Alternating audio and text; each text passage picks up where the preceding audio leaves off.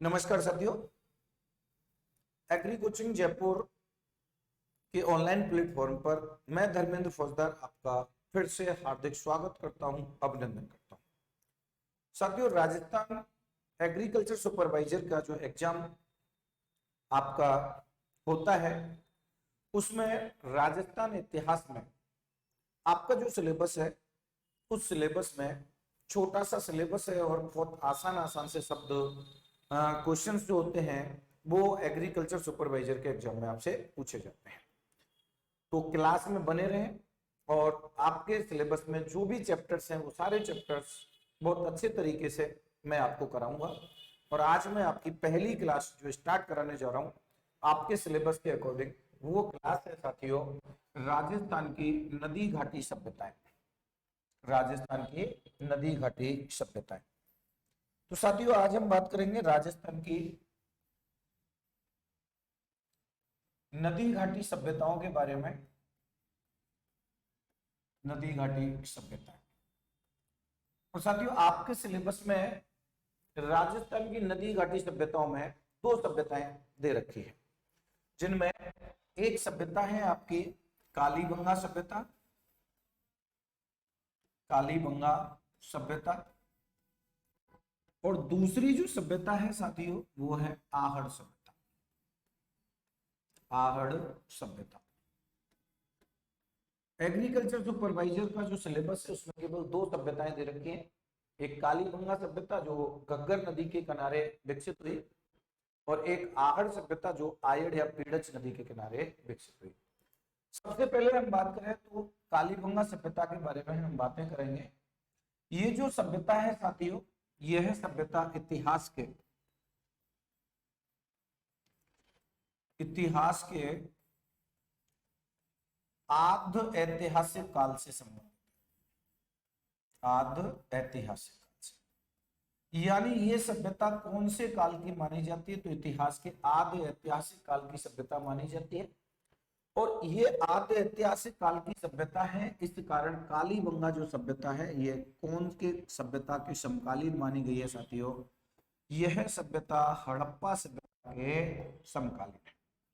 तो राजस्थान की जो सभ्यता है कालीबंगा, ये भारत की कौन सी सभ्यता के समकालीन है? हड़प्पा सभ्यता के समकालीन मानी जाती है। और साथियों, ये जो हड़प्पा सभ्यता है, इस हड़प्पा सभ्यता को ही हम सिंधु घाटी सभ्यता के नाम से जानते हैं।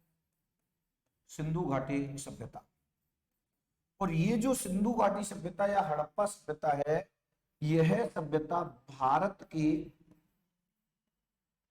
सबसे प्राचीनतम, ध्यान रखिएगा कि भारत की सबसे प्राचीनतम नदी घाटी सभ्यता मानी जाती है। नदी घाटी सभ्यता। तो भारत की सबसे प्राचीनतम नदी घाटी सभ्यता है सिंधु घाटी सभ्यता। इस सभ्यता की जो खोज की गई थी सिंधु सभ्यता की, इसकी खोज हुई साथियों 1921 में। और इसके जो खोजकर्ता माने जाते हैं वो हैं राय बहादुर दयाराम साहनी। और राय बहादुर दयाराम साहनी के द्वारा इस सभ्यता की जो खोज की गई थी वो रावी नदी के तट पर हुई। रावी नदी के तट पर। और रावी नदी के तट पर पंजाब में मोंटे गुमरी, और पंजाब के मोंटे गुमरी नामक स्थान पे इस सभ्यता की खोज की गई थी। साथियों, इस सभ्यता की खोज दयाराम साहनी ने सर जॉन मार्शल के नेतृत्व में की थी। ये आपको याद रखना है। अभी मैं बात कर रहा हूं कौन सी सभ्यता की? हड़प्पा सभ्यता की, जो भारत की सबसे प्राचीनतम नदी घाटी सभ्यता मानी जाती है। इसे सिंधु घाटी सभ्यता भी कहा जाता है क्योंकि सिंधु नदी घाटी के क्षेत्र में पनपी थी, यहाँ पर इसका विकास हुआ था। और इसकी जो सर्वप्रथम खोज होती है वो 1921 में दयाराम साहनी के द्वारा सर जॉन मार्शल के नेतृत्व में होती है। इस सभ्यता की खोज रावी नदी के तट पर पंजाब के मोंटे गुमरी नामक स्थान पे हुई थी। साथियों, बात आती है कि ये जो पंजाब वाला हिस्सा है,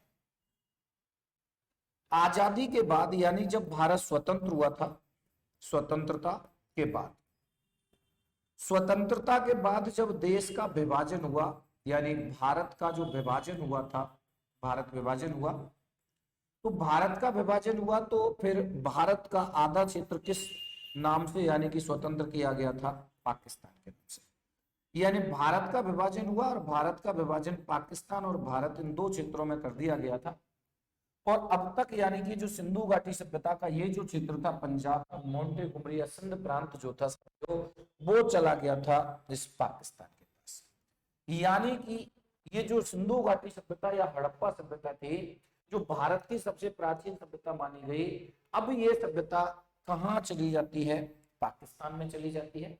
तो ऐसी स्थिति में अब ऐसे ही सभ्यता स्थलों की खोज करने के प्रयास भारत में किए जाते हैं। और जब भारत में ऐसे ही सभ्यता स्थलों की खोज के प्रयास किए जाते हैं तो गुजरात में, पंजाब में, राजस्थान में, तो इन क्षेत्रों में इससे जुड़े हुए यानी ऐसी जो यहाँ पे अवशेष थे हड़प्पा सभ्यता में, ऐसे ही अवशेषों की खोज की जाए, ऐसे ही अवशेषों की प्राप्ति हो, उसके लिए प्रयास किया गया। और वो प्रयास जो हमें सफलता के रूप में मिला था, वो प्रयास हमें कौन सी सभ्यता की खोज के रूप में यानी कि हमें सफलता के रूप में मिला था?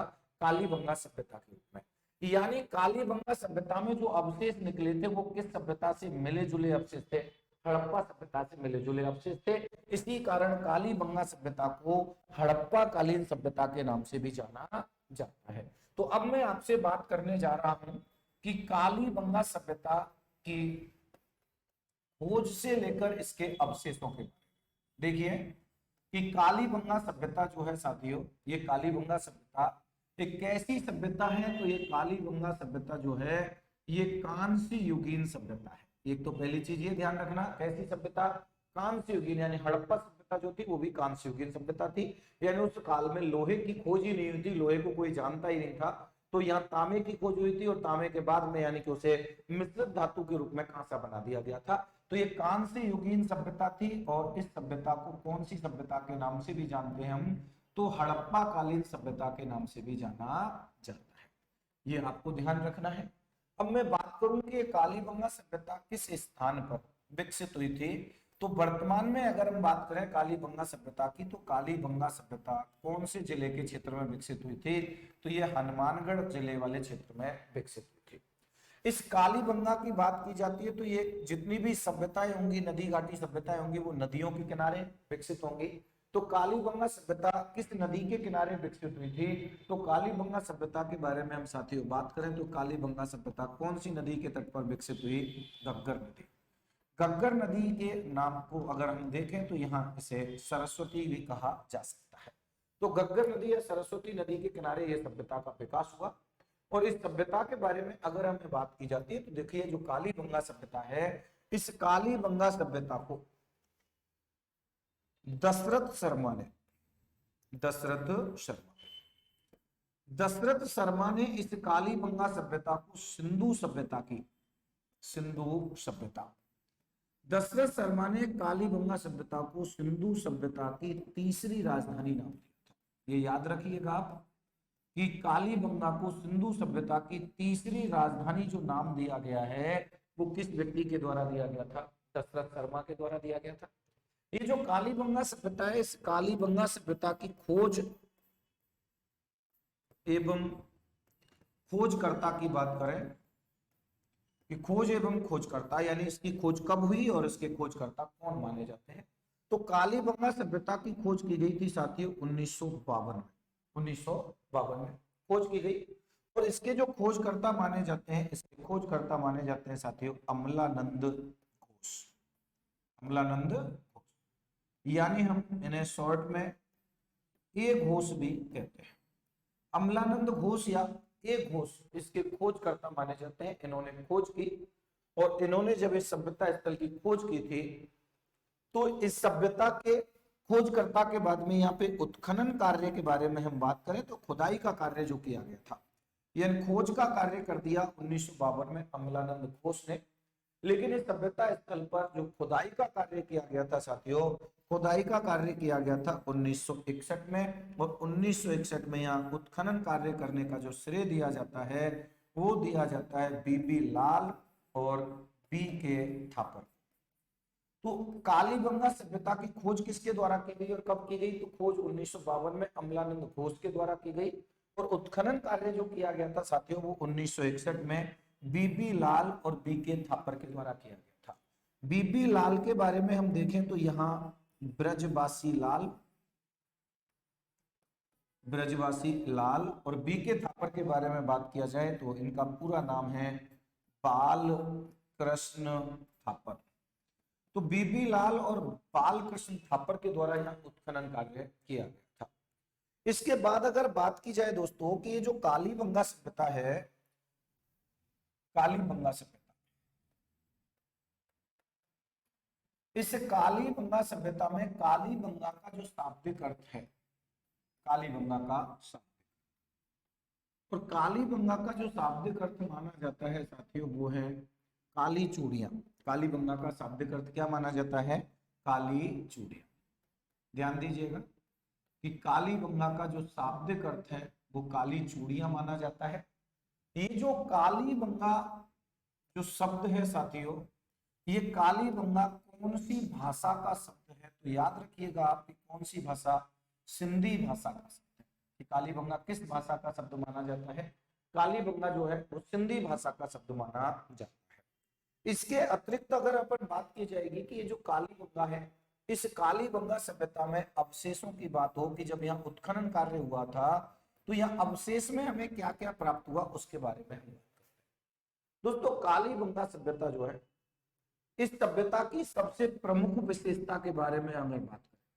प्रमुख विशेषता, ये प्रमुख विशेषता ये कालीबंगा सभ्यता की कहें या फिर हम कह सकते हैं सिंधु सभ्यता की भी सबसे प्रमुख विशेषता क्या थी? तो दोनों सेम आती हैं। और कालीबंगा सभ्यता की या सिंधु सभ्यता की प्रमुख विशेषता थी नगर नियोजन। क्या थी? नगर नियोजन। यानी नगर नियोजन इस सभ्यता की प्रमुख विशेषता थी। सिंधु सभ्यता को अगर बात किया जाए तो सिंधु सभ्यता के अधिकांश क्षेत्र जो थे वो दो भागों में विभाजित हुआ करते थे। सिंधु सभ्यता के, चाहे वो कालीबंगा सभ्यता कर ले या फिर सिंधु सभ्यता कर ले, कि सिंधु सभ्यता का जो नगर नियोजन था, सिंधु सभ्यता हड़प्पा सभ्यता एक ही है और सेम ऐसे ही कालीबंगा में मिले कि सिंधु सभ्यता का अगर नगर नियोजन की बात की जाती है तो नगर नियोजन में जो नगर हुआ करते थे, ये नगर कितने भागों में विभाजित हुआ करते थे? कि नगर दो भागों में विभाजित होते थे, दो भागों में विभाजित थे। अब ये दो भागों में विभाजित हुआ करते थे तो कैसे कैसे हुआ करते थे? तो देखिए यहाँ दो भागों में विभाजित हुआ करते थे, एक भाग तो ये होता था और एक यानी कि ये हुआ करता था। ठीक है, दो भागों में हुआ करते थे कि ये जो भाग था यानी कि इसे कहते थे अपन पूर्वी टीला, पूर्वी टीला। ठीक है, और साथियों इसे अपन कहते थे पश्चिमी टीला, पश्चिमी टीला। ठीक है, ये जो पश्चिमी टीला था इसे ही अपन दुर्ग क्षेत्र के नाम से भी जानते थे। पश्चिमी टीले को किस नाम से जानते थे? दुर्ग क्षेत्र के नाम से। और जो पूर्वी टीला हुआ होता था इसे यानी कि अपन बात करें सामान्य क्षेत्र हुआ करता था। इस पश्चिमी टीले में या दुर्ग क्षेत्र में और पूर्वी टीले में अंतर क्या था? पूरी सिंधु सभ्यता की बातें मैं आपको बता रहा हूं कि इस पूर्वी टीले में तो जन सामान्य लोग रहते थे, जन सामान्य, यानी कि यहाँ जन सामान्य लोग रहा करते थे, यानी कि साधारण जो लोग हैं, साधारण लोगों की यहाँ निवास स्थान हुआ करता था। साधारण लोग जो थे वो पूर्वी क्षेत्र में रहते थे। और ये जो गढ़ी क्षेत्र या दुर्ग क्षेत्र हुआ करता था, यहाँ रहते थे अभिजात वर्ग। यहाँ कौन सा वर्ग निवास करता था? यहाँ अभिजात वर्ग या मैं कहूं धनी वर्ग। ठीक है, अमीर वर्ग, धनी या अमीर जो लोग रहते थे वो कौन से क्षेत्र में रहते थे? पश्चिमी में रहते थे। अब बात ये आती है कि जहाँ पे धनी वर्ग रहता था, अमीर लोग रहा करते थे, तो वो अपनी सुरक्षा के इंतजाम किया करते थे सिंधु सभ्यता में। तो सिंधु सभ्यता में बातें ये हुआ करती थी कि ये जो पश्चिमी क्षेत्र हुआ करता था, दुर्ग क्षेत्र हुआ करता था, इसके चारों तरफ सुरक्षात्मक दीवार हुआ करती थी। यानी कि क्या होता था? परकोटा खिंचा हुआ होता था, सुरक्षात्मक दीवार हुआ करती थी इस तरीके से। और पूर्वी टीले पर इस प्रकार की कोई भी यानी कि परकोटे का निर्माण नहीं होता था।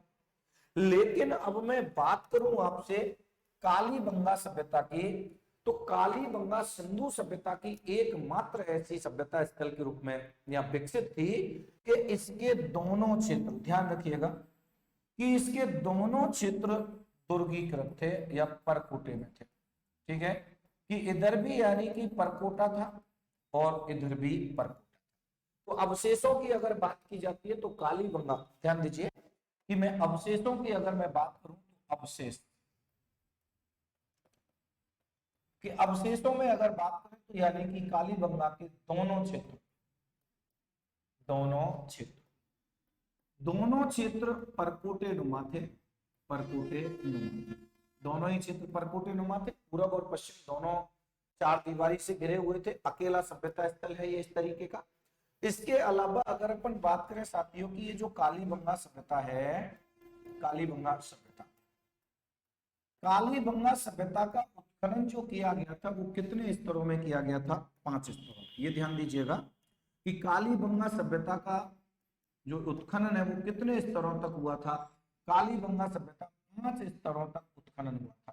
5 स्तरों तक उत्खनन हुआ कालीबंगा सभ्यता का। इन 5 स्तरों में से प्रथम हुआ दूसरा, ध्यान दीजिए 5 स्तरों में से पहला और दूसरा जो स्तर था साथियों, ये तो हड़प्पा सभ्यता से भी, यानी हड़प्पा से भी प्राचीन प्रमाण यहां पर हमें मिले, प्राचीन। यानी कालीबंगा सभ्यता के पहले 2 चरण थे, वो पहला और दूसरा, वो हड़प्पा से भी प्राचीन प्रमाण वाले क्षेत्र थे। और अंतिम यानी कि तीसरा, चौथा और पांचवा, तीसरा, चौथा और पांचवा, तीसरा, चौथा और पांचवा जो स्तर यहाँ पे मिला वो हड़प्पा के समकालीन था, हड़प्पा के समकालीन था, याद रखिएगा। ठीक है, यानी कालीबंगा सभ्यता कितने स्तरों तक उत्खनन हुआ था उसका? 5 स्तरों तक, जिसका पहला और दूसरा स्तर जो था वो हड़प्पा से भी प्राचीन प्रमाण हमें मिले, और तीसरा, चौथा और पांचवा जो स्तर था वो हड़प्पा के समकालीन था। तो यहाँ पे 2 अवशेष हुए। यहाँ पे मैंने एक तो दोनों क्षेत्र परकोटे नुमा हो गए, दूसरा यानी कि इसकी खोज यानी कि उत्खनन जो हुआ कितने स्तरों तक हुआ? 5 स्तरों तक यानी कि हुआ था। इसके बाद यानी कि हम तीसरे बारे में अगर अवशेषों के बारे में बात करें तो ये तीसरा अवशेष देखें तो साथियों ध्यान दीजिएगा, विश्व के प्राचीनतम जुते हुए खेत, विश्व के प्राचीनतम जुते हुए खेत के जो अवशेष मिले वो किस सभ्यता स्थल पर प्राप्त हुए थे? कालीबंगा सभ्यता स्थल पर प्राप्त हुए थे। साथियों इस कालीबंगा सभ्यता स्थल पर एक साथ 2 फसलें बोने के अवशेष थे, यानी एक साथ 2 फसलें बोने के जो अवशेष प्राप्त हुए थे वो कौन सी सभ्यता स्थल से प्राप्त हुए? कालीबंगा सभ्यता स्थल से प्राप्त हुए थे। इसके अलावा ये जो कालीबंगा सभ्यता है, इस कालीबंगा सभ्यता में बेलनाकार तंदूर नुमा चूल्हे, बेलनाकार तंदूर नुमा चूल्हे जो हमें प्राप्त हुए थे कौन सी सभ्यता स्थल पर प्राप्त हुए थे? कालीबंगा सभ्यता पर यहाँ बेलनाकार तंदूर नुमा चूल्हे प्राप्त हुए थे। इसके अलावा यहाँ व्याघ्र अंकित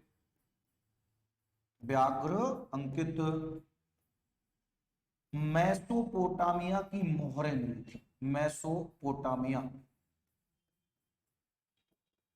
व्याघ्र अंकित मेसोपोटामिया की मोहर। साथियों ये जो मेसोपोटामिया की जो मोहरें मिली हैं ये कौन से सभ्यता स्थल पर प्राप्त हुई हैं? कालीबंगा सभ्यता स्थल पर प्राप्त हुई। इसके अतिरिक्त यहाँ पर अगर हम बात करेंगे साथियों कि इसके अलावा यहाँ पे और क्या क्या मिला, तो देखिए भूकंप के प्रथम साक्ष्य, किसके साक्ष्य? भूकंप कि भूकंप के प्रथम साक्ष्य जो हमें प्राप्त हुए थे ये कौन से स्थान पर प्राप्त हुए हैं? कालीबंगा सभ्यता स्थल पर प्राप्त हुए हैं। भूकंप के प्रथम साक्ष्य के अलावा यहीं इसी स्थान पर साथियों ऊंट के प्रथम साक्ष्य भी प्राप्त, ऊंट के प्रथम साक्ष्य के ऊंट के प्रथम प्रमाण जो यानी प्राप्त हुए वो कालीबंगा सभ्यता से प्राप्त हुए। और कालीबंगा सभ्यता से इसके अलावा ध्यान दीजिए साथियों कि यहाँ प्रत्येक घर में कूड़ेदान के अवशेष, यानी उस जमाने में भी लोग डस्टबिन का प्रयोग किया करते थे, तो कूड़ेदान के अवशेष यहाँ प्रत्येक घर में यानी कि यहाँ पे प्राप्त हुए थे। इसके अतिरिक्त में साथियों इस पुरा स्थल पर या कालीबंगा सभ्यता स्थल पर प्रत्येक घर में कुएं के अवशेष मिले थे। किसके अवशेष प्राप्त हुए? कुएं के। यानी यहाँ प्रत्येक घर में कूड़ेदान के अवशेष मिले थे, प्रत्येक घर में कुएं के भी अवशेष यहाँ पर इस स्थान पर प्राप्त हुए थे। इसी पुरा स्थल पर साथियों यहाँ 7 अग्नि वेदिकाएं मिली। ये ध्यान रखिए, हवन कुंड के प्रमाण या 7 अग्नि वेदिकाओं के जो प्रमाण हमें प्राप्त हुए हैं, अग्नि वेदिकाओं के प्रमाण किस पुरा स्थल से प्राप्त हुए थे साथियों? तो कालीबंगा सभ्यता स्थल से प्राप्त हुए थे। इसके अतिरिक्त अगर अपन बात करते हैं कि इस कालीबंगा सभ्यता पे और क्या मिला साथियों, तो यहां ध्यान दीजिए कि यहां कालीबंगा सभ्यता में यहां एक पल्ले वाले किवाड़, ध्यान दीजिए कि उस जमाने में घरों में जो किवाड़ लगे हुए होते थे वो एक पल्ले वाले किवाड़ लगे हुए होते थे। इसके अतिरिक्त में यहाँ पर शतरंज की गोटियां यानी कि चौपड़ खेलने का रिवाज था। सिंधु सभ्यता के लोग या कालीबंगा सभ्यता के लोग अपने मनोरंजन के साधनों में शतरंज खेला करते थे, चौपड़ खेला करते थे, उसका प्रयोग यानी कि यहाँ पर किया जाता था। इसके अतिरिक्त में ये जो कालीबंगा सभ्यता के जो लोग थे साथियों, कालीबंगा सभ्यता में यहाँ पर जो भवन मिले थे उन भवनों में कच्ची ईंटों का प्रयोग किया गया था। ये ध्यान दीजिए कि ये नगरीय सभ्यता थी, रहन सहन नगर के लोगों की तरह था, लेकिन भवनों में कच्ची ईंटों का प्रयोग हुआ था। ठीक है, कि यहाँ के भवनों में कच्ची ईंटों का प्रयोग हुआ था। इस कारण कालीबंगा सभ्यता को दीनहीन बस्ती के नाम से जाना जाता है। कि कालीबंगा सभ्यता को किस नाम से पुकारा गया था? तो यहाँ दीनहीन बस्ती के नाम से कालीबंगा सभ्यता को पुकारा गया था। इस कालीबंगा सभ्यता में कपास की खेती के प्रमाण भी हमें प्राप्त हुए थे। कौन सी खेती मिली? कपास। कि कपास की खेती के जो प्रमाण प्राप्त हुए वो कौन सी सभ्यता स्थल पर प्राप्त हुए हैं? कालीबंगा सभ्यता स्थल पर कपास की खेती के प्रमाण हमें मिले थे। ये जो कालीबंगा सभ्यता है, इस कालीबंगा सभ्यता में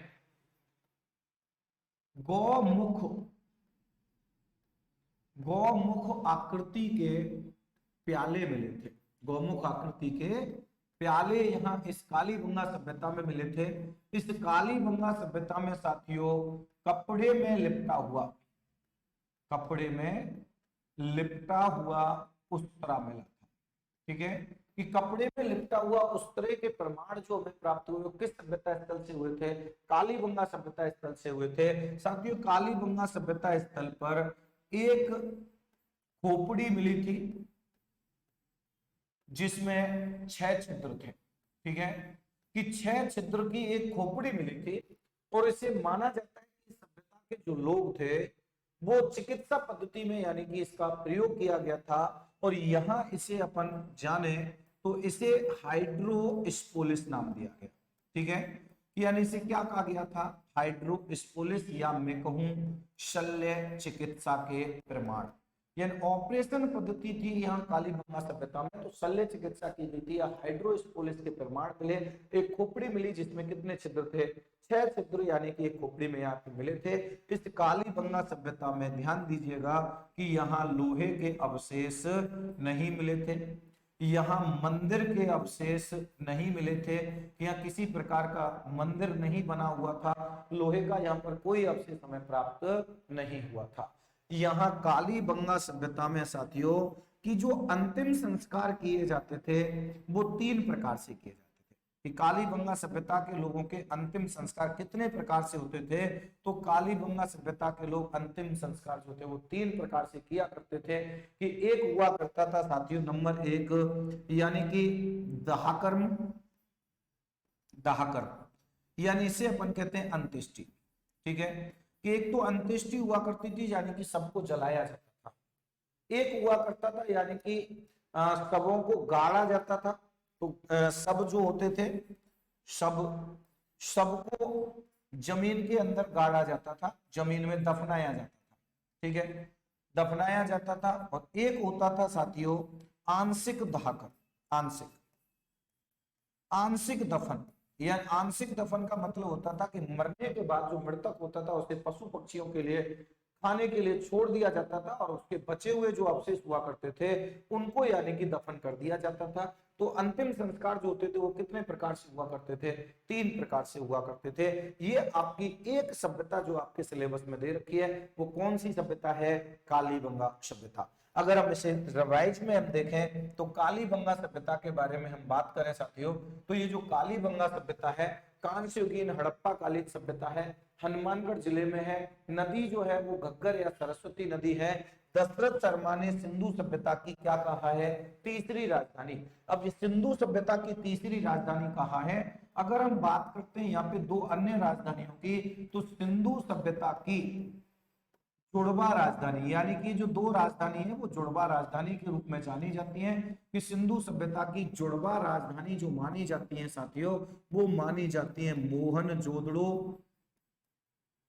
और हड़प्पा। यह सिंधु सभ्यता के ये जो दो स्थान है मोहनजोदड़ो और हड़प्पा, इस मोहनजोदड़ो हड़प्पा को सिंधु सभ्यता की जुड़वा राजधानी और कालीबंगा को सिंधु सभ्यता की तीसरी राजधानी के रूप में जाना जाता है। इसके अलावा इसकी खोजकर्ता की बात करें तो 1952 में अमलानंद घोष ने की, और उत्खनन कार्य 1961 में बी लाल और बी थापर के द्वारा यहाँ पे किया गया था। अगर बात की जाती है कि कालीबंगा का शाब्दिक अर्थ, तो काली चूड़ियां हैं। कालीबंगा कौन सी भाषा का शब्द है? तो सिंधी भाषा का शब्द है। अवशेषों की बात की जाती है तो कालीबंगा की सर्वप्रमुख विशेषता नगर नियोजन। ये नगर नियोजन की विशेषता पूरी सिंधु सभ्यता की विशेषता मानी जाती है। इसमें नगर नियोजन में नगरों को कितने भागों में विभाजित किया गया था? 2 भागों में, एक पूर्वी टीला एक पश्चिमी टीला। सामान्यतः सिंधु सभ्यता में पूर्वी टीला दुर्गीकृत नहीं हुआ करता था, केवल पश्चिमी टीला दुर्गीकृत था। लेकिन अगर हम बात करेंगे सिंधु कालीबंगा सभ्यता की, तो कालीबंगा सभ्यता के दोनों ही क्षेत्र, चाहे वो पश्चिमी दुर्ग क्षेत्र हो चाहे वो पूर्वी टीला हो, वो दोनों के दोनों कैसे थे? दुर्गीकृत थे।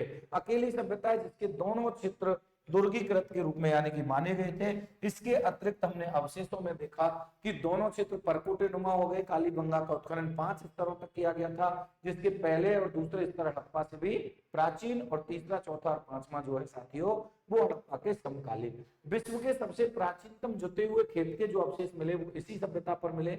यहाँ एक साथ 2 फसल बोने के अवशेष प्राप्त हुए थे। बेलनाकार तंदूर नुमा चूल्हे यहाँ पर मिले हैं। तो व्याघ्र अंकित मेसोपोटामिया की मोहर भी किस स्थान पर मिली है? कालीबंगा सभ्यता स्थल पर प्राप्त हुई है। इसके अलावा यहाँ भूकंप के प्रथम साक्ष्य आपको यहाँ पर मिले। ऊंट के भी प्रथम साक्ष्य इसी पुरा स्थल पर मिले थे। प्रत्येक घर में कूड़ेदान का अवशेष मिला था और प्रत्येक घर में कुएं के भी अवशेष मिले थे। इस पुरा स्थल पर 7 अग्नि वेदिकाओं के प्रमाण, एक पल्ले वाले किवाड़, शतरंज की गोटियां, हाथी दांत का कंगा, हाथी दांत का यहाँ पे कंगा मिला था, ठीक है, शीशे का दर्पण मिला था। मकानों में कच्ची ईंटों का प्रयोग किया गया था, इसी कारण से दीनहीन बस्ती के नाम से भी जाना जाता है। कपास की खेती यहाँ पर हमें प्राप्त हो गई। गौमुख आकृति के प्याले मिले, कपड़े में लिपटा उस्तरा मिला, हाइड्रोस्पुलिस यानी कि या शल्य चिकित्सा के भी प्रमाण मिले, जो एक खोपड़ी मिली जिसमें कितने छिद्र थे साथियों? 6। या इस सभ्यता स्थल से लोहे का हमें कोई अवशेष नहीं मिला, मंदिर का कोई अवशेष नहीं मिला, और यहाँ पर सबों का जो अंतिम संस्कार किया जाता था वो कितने प्रकार से किया जाता था? 3 प्रकार से किया जाता था। तो साथियों ये आपकी एक महत्वपूर्ण सभ्यता कालीबंगा सभ्यता थी। अब आपके सिलेबस में जो दूसरी सभ्यता दे रखी है वो सभ्यता दे रखी है आहड़ सभ्यता। छोटी सी सभ्यता है आहड़ सभ्यता, इसको भी अपन फ्री करते हैं। देखिए आहड़ सभ्यता के बारे में कि ये जो आहड़ सभ्यता है ये आहड़ सभ्यता विकसित हुई थी कौन सी जिले में? उदयपुर जिले में। अगर मैं आपसे बात करूं कि ये सभ्यता किस नदी के किनारे विकसित हुई थी, तो ये सभ्यता बेड़च या आयड़ नदी के किनारे विकसित हुई थी। कौन सी सभ्यता? आहड़ सभ्यता। बेड़च या आयड़ नदी के किनारे इस सभ्यता का विकास हुआ था। ये जो आहड़ सभ्यता है, इस आहड़ सभ्यता को आहड़ संस्कृति के नाम से भी जाना जाता है, या मैं कहूं आहड़ की जगह पे मैं बनास संस्कृति भी किसे कह सकता हूं। कि इस सभ्यता को कौन सी संस्कृति के नाम से भी जाना जाता है, तो आहड़ सभ्यता को बनास संस्कृति के नाम से भी जाना जाता है। इस आहड़ सभ्यता की खोज एवं खोजकर्ता, आहड़ सभ्यता की खोज एवं खोजकर्ता की हम बात करेंगे साथियों, तो इसकी खोज की गई थी 1953 में। यानी कालीबंगा की खोज 1952 में हुई, एक वर्ष बाद इसकी खोज हो जाती है 1953 में, और 1953 में इसकी खोज की गई है साथियों अक्षय कीर्ति व्यास। अक्षय कीर्ति व्यास के द्वारा इसकी खोज की गई, या शॉर्ट में हम कहें तो A.K. व्यास। अक्षय कीर्ति व्यास या A.K. व्यास के द्वारा इस सभ्यता स्थल की खोज की गई। अगर उत्खनन की बात की जाती है तो इसका उत्खनन 2 चरणों में हुआ था। इसका उत्खनन कितने चरणों में हुआ? 2। पहला जो उत्खनन हुआ वो साथियों हुआ 1954 से लेके 1956 तक। 1954 से 1956 तक इसका पहला उत्खनन का चरण माना जाता है। और ये यानी कि जो उत्खनन कार्य किया गया था, ये उत्खनन हुआ था साथियों R.C. अग्रवाल। किसके निर्देशन में उत्खनन कार्य किया गया है? R.C. अग्रवाल यानी कि रतन चंद्र अग्रवाल के द्वारा इसका पहला उत्खनन कार्य 1954 से 1956 तक किया गया था। दूसरे उत्खनन कार्य की हम बात करें तो साथियों 1961 से 1962 तक उत्खनन कार्य हुआ। और ये उत्खनन कार्य जो किया गया था साथियों, ये किया गया B.N. मिश्र और H.D. साकलिया। ठीक है, B.N. मिश्र और H.D. साकलिया के द्वारा यहाँ पे उत्खनन कार्य किया गया था। B.N. मिश्र यानी कि बीरेंद्र नाथ मिश्र, इनका पूरा नाम है बीरेंद्र नाथ मिश्र, और H.D. साकलिया का पूरा नाम आता है साथियों हसमुख धीरज साकलिया। हसमुख धीरज साकलिया के इनके नेतृत्व में यहाँ पे उत्खनन कार्य किया गया था। साथियों आहड़ सभ्यता के अन्य नाम या उपनामों के बारे में हम चर्चा करें तो इसे कई उपनामों से जाना जाता है। आहड़ सभ्यता को हम कहते हैं आघाटपुर। इस सभ्यता को किस नाम से भी जाना जाता है? आहड़ को इसे आघाटपुर के नाम से जाना जाता है। इसे इसे धूलकोट भी कहा जाता है। और इसे याद रखिएगा, कई बार पूछा जा चुका है, ताम्रयुगीन या ताम्र नगरी। ठीक है, इसे धूलकोट, आघाटपुर व ताम्रवती नगरी के नाम से भी जाना जाता है। तो एग्रीकल्चर सुपरवाइजर के एग्जाम में ऊपर से वैसे ही प्रश्न सीधे सीधे से आपसे पूछ लिए जाते हैं कि आघाटपुर, धूलकोट, ताम्रवती नगरी आदि किस सभ्यता के नाम है, या बनास संस्कृति किस सभ्यता को कहा गया है, आहड़ सभ्यता किस नदी के किनारे विकसित हुई, आहड़ सभ्यता की खोज कब हुई और उसका खोजकर्ता कौन है। अब बातें आती है कि इस सब के बाद में जब खोज उत्खनन हुआ तो इस सभ्यता स्थल पर क्या मिला? अवशेष मिले। और जब बातें होंगी तो आहड़ में कौन कौन से अवशेष हमें प्राप्त हुए थे, इस चीज के बारे में अगर अपन बात करते हैं तो यहाँ पर देखिए साथियों, जिस तरीके से कालीबंगा सभ्यता एक शहरी सभ्यता थी, कालीबंगा सभ्यता एक शहरी सभ्यता थी, उसी प्रकार से आहड़ सभ्यता एक ग्रामीण सभ्यता थी। आहड़ सभ्यता कैसी सभ्यता के रूप में विकसित हुई थी? एक ग्रामीण सभ्यता के रूप में आहड़ सभ्यता का विकास हुआ था। इस सभ्यता स्थल पर, आहड़ सभ्यता स्थल पर यहां लाल काले रंग के मृद पात्र मिले, यानी कि मिट्टी के बर्तन मिले, मृद पात्र मिले। इन मृद पात्रों में बात की जाती है तो देखिए साथियों, यहाँ लोटा, तसला, हैंडल, बिना हैंडल वाले यानी कि बर्तन, ठीक है, लोटा मिला, तसला मिला, बिना हैंडल के बर्तन यहां पर मिले थे,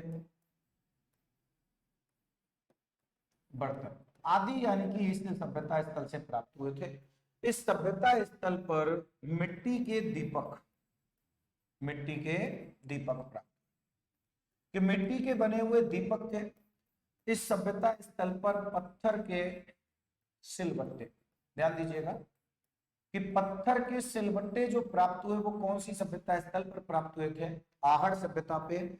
इस आहड़ सभ्यता स्थल पर यहाँ अपोलो अंकित मुद्राएं मिली थी। अपोलो यूनानियों का एक देवता है, और अपोलो अंकित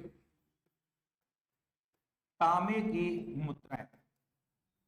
अपोलो अंकित तांबे की मुद्राएं जो प्राप्त हुई साथियों, वो किस सभ्यता स्थल पर प्राप्त हुई? आहड़ सभ्यता स्थल पर, यानी कि यहाँ प्राप्त होती है। ये जो आहड़ सभ्यता है, इस आहड़ सभ्यता स्थल पर साथियों यहाँ सर्वाधिक मात्रा में, याद दीजिएगा कि इस पूरा स्थल पर, ये सर्वाधिक मात्रा शब्द आपको याद रखना है, क्योंकि सर्वाधिक मात्रा पूछेगा तो आंसर आहड़ होगा, और सबसे प्राचीन पूछेगा तो आपका आंसर गणेश्वर होगा। तो इस सभ्यता स्थल पर सर्वाधिक मात्रा में तांबे के बर्तन, तांबे के आभूषण व औजार, तांबे के बर्तन, तांबे के आभूषण व औजार मिले हैं, लेकिन कौन सा शब्द आपको याद रखना है? सर्वाधिक मात्रा में। इसी कारण इसे ताम्रवती नगरी के नाम से भी जाना जाता है। ये जो पूरा स्थल है साथियों आहड़, इस आहड़ सभ्यता में यहाँ तांबे से बनी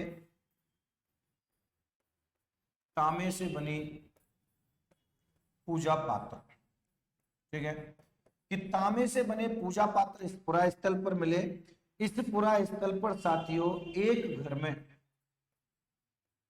6 चूल्हे, यानी कई ऐसे घर थे जिनमें एक से अधिक चूल्हे प्राप्त हुए थे, 2, 3, 4 ऐसे चूल्हे, यानी कि हर घर में लगभग प्राप्त हुए थे, लेकिन सर्वाधिक चूल्हे एक घर में मिले तो वो कितने थे? 6 चूल्हे, यानी कि एक घर में मिले थे। तो 6 चूल्हे के जो प्रमाण, एक घर में 6 चूल्हे यहाँ पर मिले। इस पुरा स्थल पर यहाँ अनाज रखने के पात्र भी प्राप्त हुए थे, कि यहाँ इस पुरा स्थल पर अनाज रखने के पात्र मिले, और अनाज रखने के पात्र मिले जिन्हें कोट या गोरे, जिन्हें किस नाम से जाना गया था? उन्हें गोरे या कोट के नाम से जाना गया था, अनाज रखने के पात्रों को। वो भी यानी कि ग्रामीण सभ्यता के रूप में आहड़ नामक स्थान पर प्राप्त हुए थे। साथियों इस आहड़ नामक सभ्यता स्थल पर, यहाँ ये जो सभ्यता स्थल है आपकी, इस सभ्यता स्थल पर अगर अपन बात करें तो इस सभ्यता स्थल पर यहाँ बनासियन बुल यानी कि एक सांड, बैल की, यानी कि यहाँ पे मूर्ति मिली, जिसे किस नाम से जाना गया था? उसे नाम दिया गया था बनासियन बुल की जो मूर्ति मिली, वो इसी पुरा स्थल पर यानी कि यहाँ पे प्राप्त हुआ था। मोस्ट इंपोर्टेंट चीजें जो यहाँ आहड़ सभ्यता से मानी जाती हैं वो है साथियों चक्रकूप पद्धति। कौन सी पद्धति थी? चक्रकूप पद्धति, यानी कि घरों से पानी को बाहर निकालने की पद्धति। और घरों से पानी को बाहर निकालने की जो पद्धति थी वो पद्धति चक्रकूप पद्धति के नाम से जानी जाती थी। और चक्रकूप पद्धति का जो हमें प्रमाण मिला वो किस सभ्यता स्थल से प्राप्त हुआ था? तो काली, इस आहड़ सभ्यता से, यानी कि इस सभ्यता स्थल से हमें चक्रकूप पद्धति का भी प्रयोग किया गया था। दोस्तों कालीबंगा सभ्यता में मैंने अभी आपको बताया कि ये सभ्यता 5 स्तरों तक हुई थी। आहड़ सभ्यता की बात की जाती है तो ये जो आहड़ सभ्यता है, इस आहड़ सभ्यता के अवशेषों से हमें यानी कि यहाँ ऐसे अवशेष प्राप्त हुए, इसके बारे में जानकारी मिली कि ये जो सभ्यता थी, ये सभ्यता 8 बार बसने व उजड़ने, ठीक है, कि ये सभ्यता 8 बार बसने और उजड़ने का प्रमाण देती है, कि ये सभ्यता 8 बार बस चुकी थी और 8 बार उजड़ चुकी थी।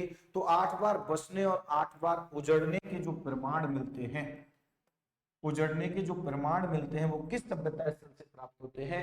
वो सभ्यता स्थल है आपकी साथियों आहड़ सभ्यता जो है, इससे यानी कि हमें प्रमाण मिलते हैं। तो ये 2 सभ्यताएं आपकी छोटी छोटी सी सभ्यताएं, एक सभ्यता कालीबंगा सभ्यता जो आपके सिलेबस में दे रखी है, और दूसरी जो सभ्यता है वो कौन सी? आहड़ सभ्यता जो आपके सिलेबस में है।